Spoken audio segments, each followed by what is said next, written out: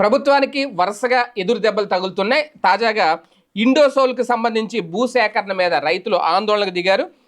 ఇండోసోల్ కంపెనీకి భూసేకరణ నిమిత్తం పొట్టి శ్రీరాములు నెల్లూరు జిల్లాలోని కరేడు గ్రామంలో నిర్వహించిన గ్రామ సభ రసాబసగా మారిందట.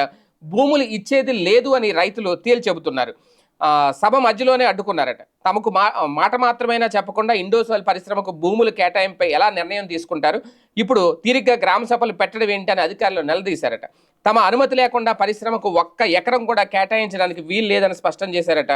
కందుకూరు సబ్ కలెక్టర్ శ్రీ పూజ ఆధ్వర్యంలో ఈ గ్రామ సభలు అయితే ఏర్పాటు చేశారు.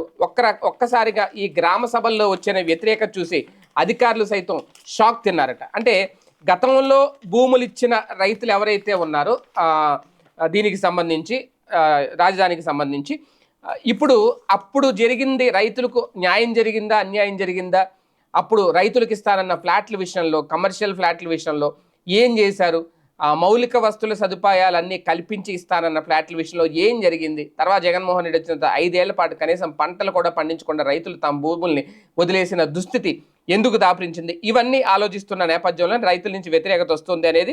అయితే రైతులు ఆందోళన అయితే విరమించారు, కానీ భూములు ఇచ్చేది మాత్రం లేదు అని చెప్పేశారట. ఇండోసోల్ వద్దు, అలాగే సేవ్ కరేడు అంటూ పెద్ద ఎత్తున నినాదాలు చేశారు.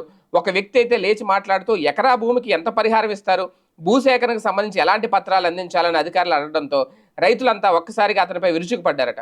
అసలు ఆ వ్యక్తి తమ గ్రామానికి చెందినవాడు కాదని బయట నుంచి వచ్చి ఇలా ఇక్కడ మాట్లాడుతున్నాడంటే అతనిపై దాడికి దిగారట. పోలీసులు అడ్డుకొని రైతులకు నచ్చజెప్పే ప్రయత్నం చేసిన ఆందోళన అయితే విరమించలేదు.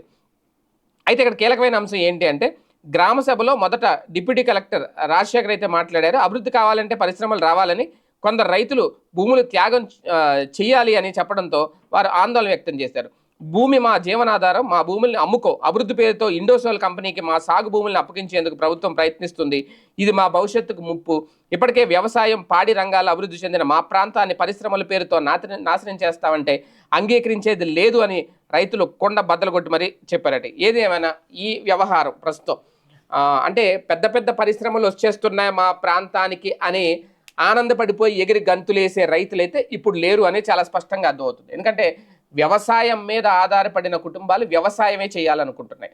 పరిశ్రమలు తీసుకొచ్చి దాని ద్వారా వచ్చే ఉపాధి, ఉన్న భూములను అమ్ముకోవడానికి అయితే రైతులు సిద్ధపడట్లేదు. ఇది ఒక రకంగా కూటమి ప్రభుత్వానికి, చంద్రబాబు నాయుడు గారి ప్రభుత్వానికి ఊహించిన షాకే.